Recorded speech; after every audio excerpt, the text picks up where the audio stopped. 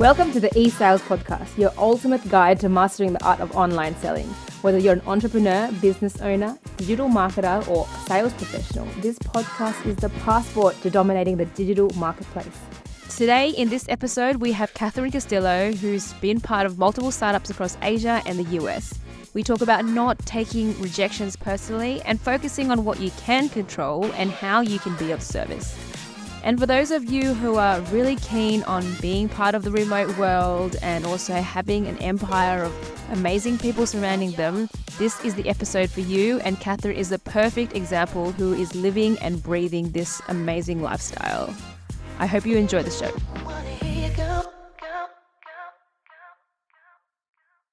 Welcome to the show, Catherine. I'm so excited to have you on the show today. We are all going to be talking about sales, how you've led your startups to where they are now, scaled across Asia, US, and basically done that while also living your life, doing your own thing, having self-care, crafting cocktails, and also being a mom and doing all those crazy things that comes along with being a mom. So welcome, Catherine. It's so lovely to have you on the show.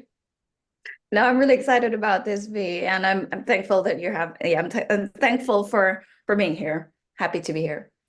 And we're also stoked to have you on the show too. So look, I think before we get started, I'd love to kind of introduce you to the audience. Tell us who you are and where and how have you got to where you are now? Sure. Okay. So usually how I do this is that I tell the audience my different names. So I'm Kate. Like earlier, you called me Kate. So usually people who call me Kate are like my closest friends. People that call me Catherine are the ones who met me at work. My family calls me Katie. So I go by different names, and I think that could already give you an idea how compartmentalized I am. And that also helps me to kind of get this life going. Earlier, you already mentioned that I'm a bonus mom of three. I'm running startups from here. I'm currently living in Sweden, and I'm doing other things like crafting cocktails. That's kind of like a 10 p.m. ritual that I have with my partner, just to kind of make time to make quality time with the people that I love. And at the same time, I really love what I do. I love creating startups, but of course, how I ended up being in a leadership role, I started doing business development and sales, and this is something that I would love to talk about with every one of you. So thank you for having me, V, and yeah. I love that so much. I have so much to ask you around where you've been and like your startups and your experience in sales. So let's start off with and for the audience, your startup. So as everyone knows, starting up is literally ground zero, and then you scale Right. it up to wherever it is. You've got to Mhm. have the skills to convince people to jump on board, to like get staff on board and get your idea out there. Tell us how you went about doing that. No, so actually, with the current startups that I have right now, that I am working right now as a partner and director. So I will start off with Machine Ventures, Super Tap, and Maikuya. I worked with Shahab and Farouk with these ventures. They are the co-founder. They are the founders of these startups. And I started actually doing head. I actually started as a head of business development of one of their portfolio companies. I started with Magnitude, and then I would like to focus on MyQuia because MyQuia is still operational right now. So basically, just to give an idea as well, I graduated Bachelor of Science in Nursing, so which means I took the licensure exam. I'm a nurse. Communication, empathy, relationship building. These are skills that I've learned in school, but of course, to translate that into reality, of course, it's a different story, right? So I was able to practice these skills in different grounds and different, ways. And prior to these three startups, I have also worked in other startups. So I think that did set the foundation for me. So anyway, so when we were starting my Kuya, it only had the consumer side, and we thought, okay, maybe we should open up the business side.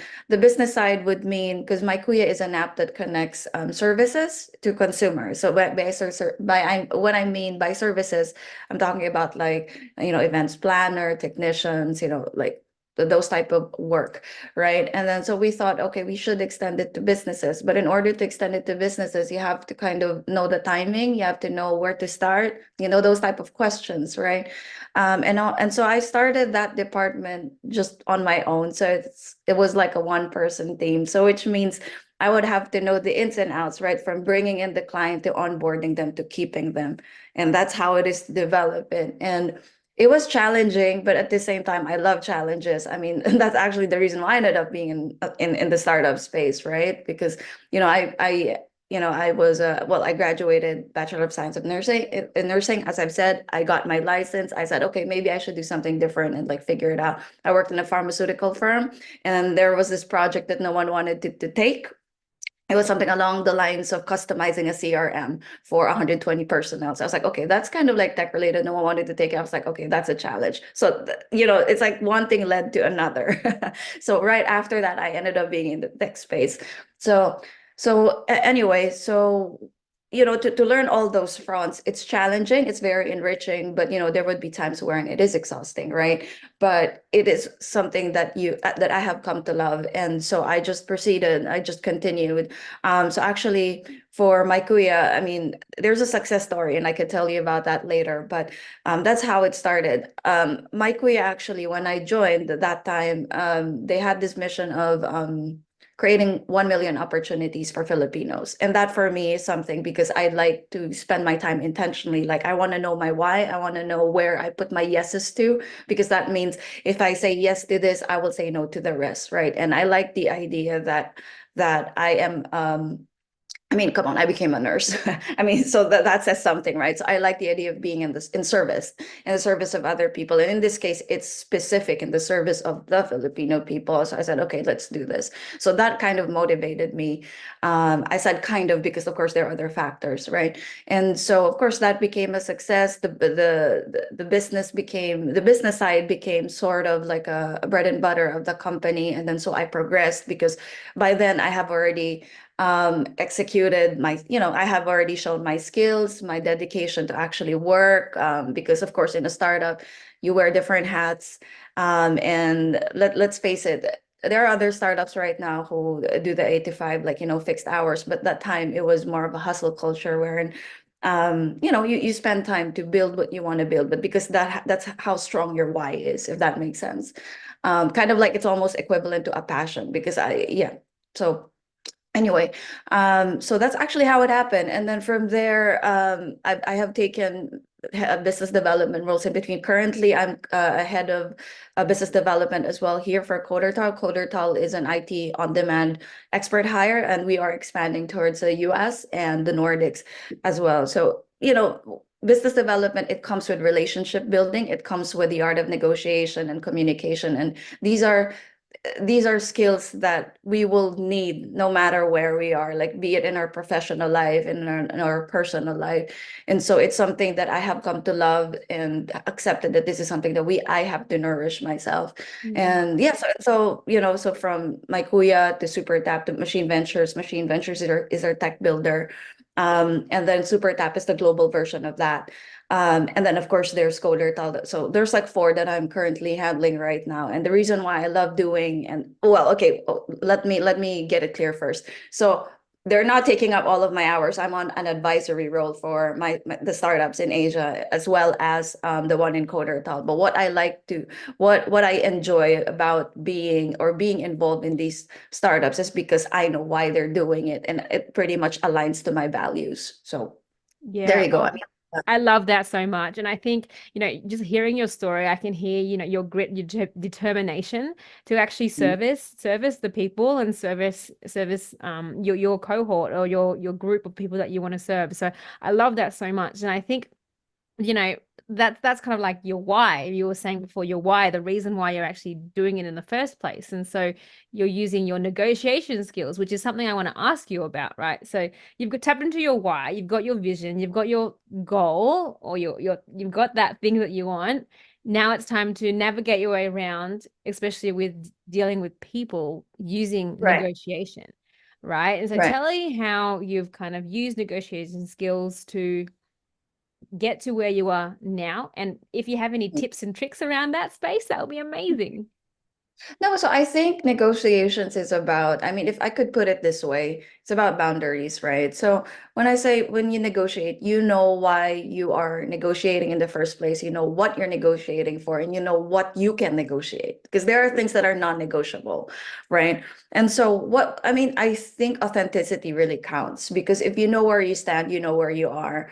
There are ways to agree to this, what do you call, agree to disagree. So, this is something that usually happens in the workplace, right? You're not trying to change the person, but at the same time, you can disagree. You can disagree, but as a collective, you agree. This is something that you learn in executive management. All of you are not going to agree with an idea, but if it is a decided, if it is decided that you agree, that all of you collectively agree, even if you are the only one who disagreed, then you would have to take full accountability. I mean, for some, it's a hard ask, but it's part of the process, right? And you also learn how to reflect after that. And you also learn, there are steps on how to, not steps, but I think reflection also counts if you think about it, because you're not always going to be in a sweet spot, if that makes sense. Mm. Like, you're not always going to get what you want. And if you don't get what you want, then what skills or what values are you trying to build from there, right? Mm.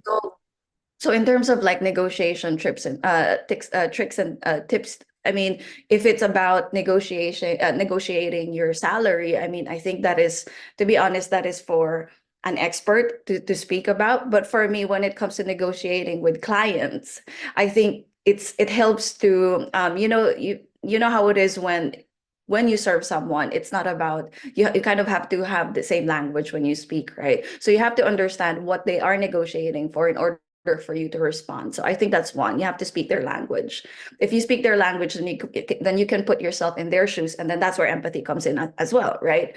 So, and then from there you could respond properly, and your response counts, right? It counts in a way that you have to remain pleasant, you have to be calm, you have to still deliver, and you have to still be authentic, right? So those type of, I think, advice I can give when it comes to negotiation.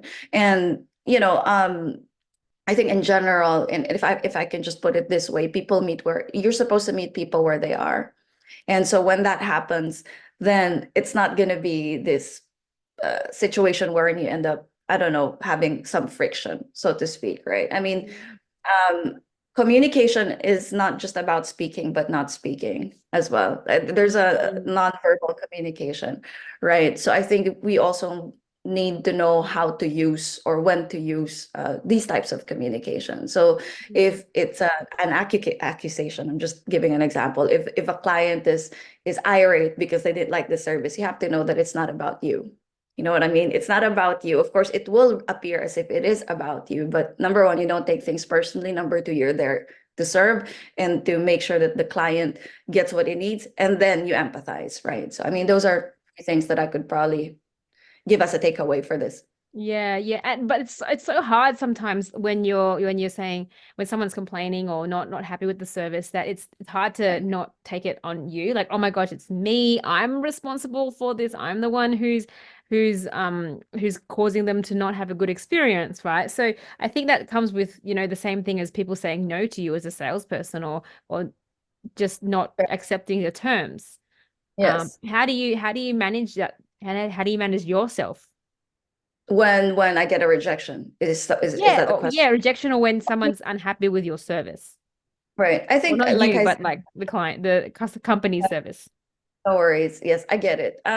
Do not take things personally. That applies to personal and professional life. When a person behaves in a certain way, it has nothing, most likely it has nothing to do with you. And at the same time, you really cannot control what other people think, say, do. You can only control how you respond, right? So you have to know where you put your energy at. Because at the end of the day, if you spend maybe 30 minutes overthinking about what the customer feels about you, or what is it what's happening, right? Or is this about me? You're never going to figure out the answer. Right? But what you can figure out is how you can actually help her or him. You can use that 30 minutes to maybe give options, give solutions, or meet halfway in a certain agreement. Does that make sense? So for me, I mean, it's a skill, like I said. I mean, in sales, when you do phone sales, email sales, or even in LinkedIn, you're really going to get a lot of no's. and don't get me wrong. I mean, if you saw my LinkedIn, I mean, right now, like I said, I'm on an advisory role, and I still have more hours to take in more work, right? So, say to for leads to say no and for recruiters to say no. This also goes to people who are out there like trying to get a job or being a candidate, being part of the candidate pool. It has nothing to do with you. You're probably just not in the right address. That's usually Yeah. what I say to myself, right? Because it is true. Um, this is what you can offer to the table, but apparently maybe you're on the other side of the world that doesn't match. How can that be about you? I mean, this is a simple example, right? So same with leads, right? So maybe the service is, the service is good, but then again, right now we don't have the financial means to get that service. So I would have to say no, but that has nothing to do with you, right? So I'm not sure if you know about Zig Ziglar. So he's a motivational speaker. He has this quote, and he said, and this is something that I usually bring with me. Every sale has 5 basic obstacles: no need, no money, no hurry, no desire, no trust. So and this is something that you don't have to complicate. Like it's there. Those are hurdles. Either you can get past it or not. Either you have entered the time in the right timing or not as well. So there are the different variables. But at the end of the day, you should focus on what you can control or what you can do. More Mm, active rather than analyzing that maybe it is about you. Don't take anything personal. yeah. That's at least my advice.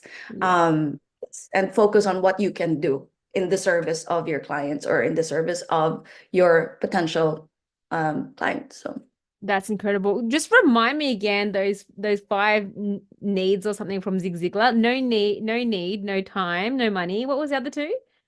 no desire Yeah. and no trust. No trust. No trust. Oh, great. Oh, I love that so much. I think that's so simple. Five No simple things. hurry, no desire, no trust. Oh, incredible. I think, yeah, and they are something that can be uncontrollable at the same time. There are some areas where you can control, like the trust part. Like I think there is a way that you can definitely establish that trust with the client. But you're right, if But there's I no money, there's not much you can do. Yeah, but I want to give a piece there. I Go just want to ahead. give my, because you said that there are parts that you can control, right? Like let's say on the no trust. I mean, there are some people that, okay, so you're gonna get in and then, hey, I'm Catherine, this is what I do. This is what, this is what I'm working on, etc. And if like let's say they just say no at the moment, and maybe they don't have trust in me.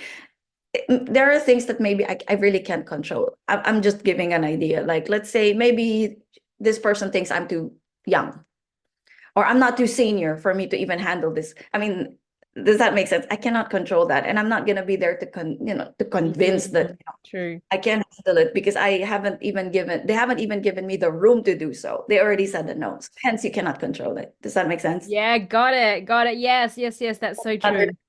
I could, maybe just to give another perspective. Yes.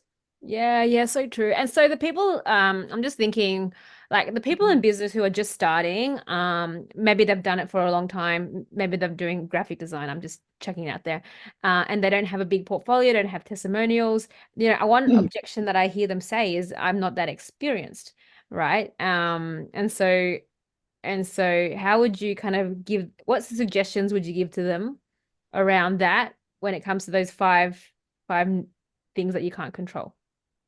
So I think I do have an advice to the person who is seeking experience and to a person who already is experienced.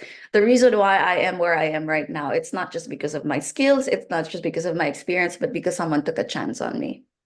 So I do have like a piece of advice to those who want to get their own experience, and advice to those who already arrived at where they're supposed to be. So first, for the person who who already had the experience and who already reached where they want to be and who can say that they are in a good place or in a good position, take a chance on someone, because maybe your story is the same. You're not going to be where you are if if no one really gave that chance for you to even prove yourself. So that's one part. The other part is those who want to get experience. You know what? Just be out there. When I say be out there, I'm not, that is a very vague statement. Go on LinkedIn, network, build relationships. You don't know who you're going to cross with. Use your tools. When I say use your tools, don't settle for texting. When you communicate with people and like LinkedIn, or when you try to build connections. Again, I had been in this remote space for for as long as I can remember. So I do things pretty differently, and maybe up the notch if you think about it. So LinkedIn people would normally leave notes, right? Like, hi, hello, how are you? And when they connect, I usually leave voice notes. So you can access that using your phone. If you have a LinkedIn app, you can use it on your phone, on your desktop, you can. And then I also use video every now and then. Hi, thank you so much for connecting with me. I saw your profile, this and that. And you know what? I'm looking for work. I'm looking to connect, this and that. And it gives you an impression that you're out there, you're being optimistic, you're basically conversing with the world based on what you can do for them rather than what you can get from them. I think that's also one way to do it. Um, one day someone will take a chance on you, that's one, but in order for you to reach that person, you have to be out there. Oh So gosh, I love that so I much. gave two takeaways right now. So for people who have already reached the position, their dream position, or have already gained like maybe 10 years of experience, take a chance on someone. And then for those people who are out there trying to make it to just to make it, show yourself, be open, be pleasant, be authentic as well, because you need to arrive at, I always believe in this wrong package, right address concept. So you can never be you're the right package. You just have to arrive at the right address. But in order for you to to get there, you have to travel, right? You have to be. Yes. So those are, I think, two those are going to be like my advice for that question. So No, incredible. I really love that, putting yourself out there for those of you who are putting yourself out there, and for those of you who aren't, giving that person a chance, especially if you see that spark in them and the desire and the need and the attitude that's right for your role and your organization. Tell yes. us more about other tips. I love how you said you send voice messages and videos on LinkedIn. It's so rare because you get those spam, not really spam, more like you get bombarded with messages. I know I do Right. anyway. So tell me more about other things that you've done to kind of get someone's attention apart from the voice messaging and the videos. Oh, sure. So if you go to my LinkedIn, I can give you the details later. I even put a book an appointment button there. So the book an appointment, when someone clicks that button, it actually tells you that, hey, this is actually virtual coffee. So virtual coffee is when, I just offer mentoring sessions, because I now offer, I do mentor. I do mentor kids, even before I do send kids to school. So I have this, I don't know, there's this, I'm trying to, I think I just really love being in the service of other people. I think that's the best way to put it, because my language is acts of service. So it kind of makes sense too, right? You just want to make people comfortable. You want to give them the right foundation in order for it to make it to the world. So I've done that. And then I also like sounding board sessions. And so I actually have a button there for any of my connections to reach out for me, not because I need a transaction or they need a transaction, but rather build the connection. Does that make sense? So if you have a way to actually do this yourself, you will never know who you cross paths with. But that is an opener for you if you think about it, right? So that's one. And then, so aside from sending videos as a greeting or voice notes, I usually just do this, and it's not because I have to do it as a routine. So in LinkedIn, you have other connections who would offer services, like who would offer help, because it's not just me.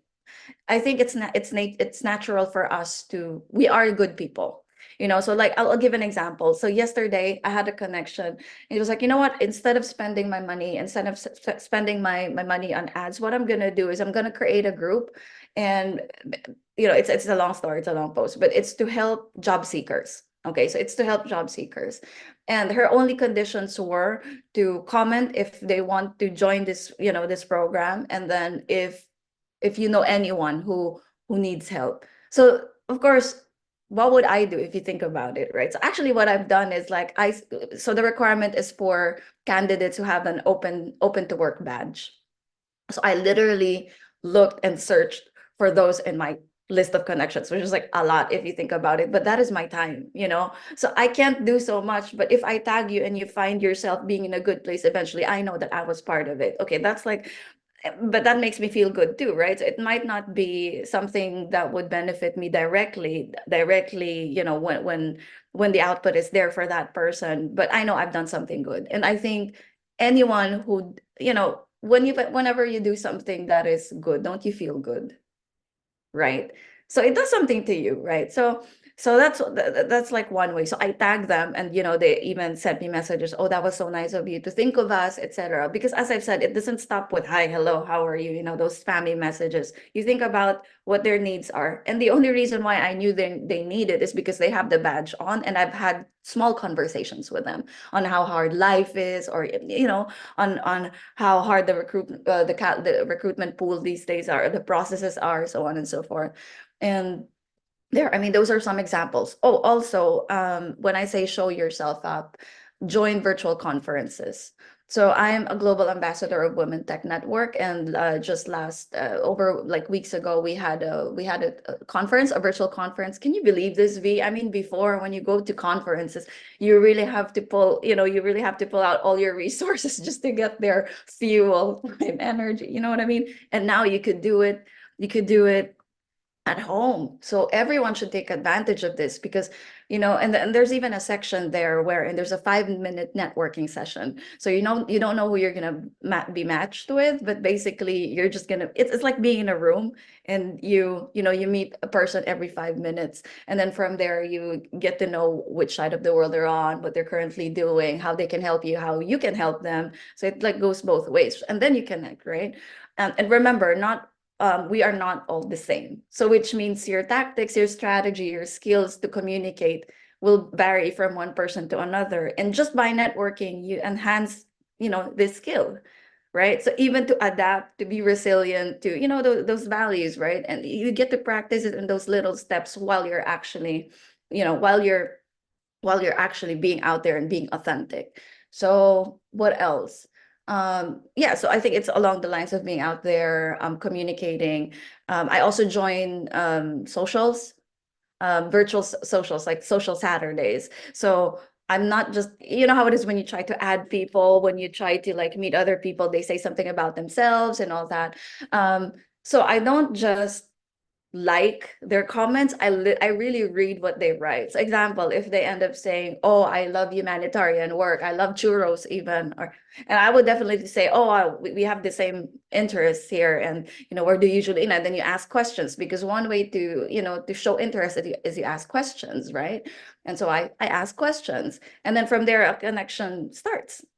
You know what I mean? And then when they're actually in your network already, I actually have this, not policy, but it's something that I consistently do. When someone connects with me, or I get connected to someone for the first time, I don't go by saying, hey, I have Codert, I'll have my ventures, etc. I actually tell them what I can offer them. So, hey, you know what? I'm hiring, because look, I also have my needs. Like I said, I am open to work for, for other I have time for other opportunities. But usually what I do is, if we're still hiring, we're still hiring sales and tech roles. So I tell them, you know what? We're hiring. So we're hiring. And then there's a button on top of, just below my name. If you feel like just talking to a human being, if you feel like exchanging, thoughts, if you want to know more about this topic, if you think that I'm an expert for it, and you would like to talk about it, go for it. Book, because that is your time, right? And time is very important. And for me, time is my currency too. So, those are just little ways, but I think it boils down to being authentic. You don't just do things because you want something in return. It's normal to want something in return eventually, and very specific, but I think we have to focus on what we can actually give. Yes, that's so true. And like using sales is as an act of service. Sales isn't sleazy. It can be, but it's not, right? It's sleazy, and Right. you're right. And I love how you said acts of service, and you're genuinely connecting with people by like your actual curiosity about them. So like I really kudos you for that, and really love that you can, show that as a perfect example of someone who generally just loves to connect with people, and especially joining social Saturdays on online and all these tech Oh conferences yeah. and things like that. I think you're definitely a perfect inspiration of someone who just loves to get out there and just help. And then look how far you've come now. Like I just think incredible work. But no, I just want to do a plot twist here. So Oh, I plot love twist. it because it's authentic. Again, I'm operating based on authenticity. I am an introvert, V. Yes. So I am an introvert, but the reason why I'm able to do these is because I operate based on authenticity. Yeah. So there's a difference, because if you just do it without a heart, then it would not get you anywhere. But if you do it with your heart, and of course the tools that you have accumulated in your experience, then I think that that makes the whole experience impactful, not just for me, but for the recipient, or the people that I deal with. So Yeah, yeah, that's so true. That level of authenticity, whether you're an introvert or an extrovert or whatever verts that yes, are come in between, it doesn't really matter, not a label.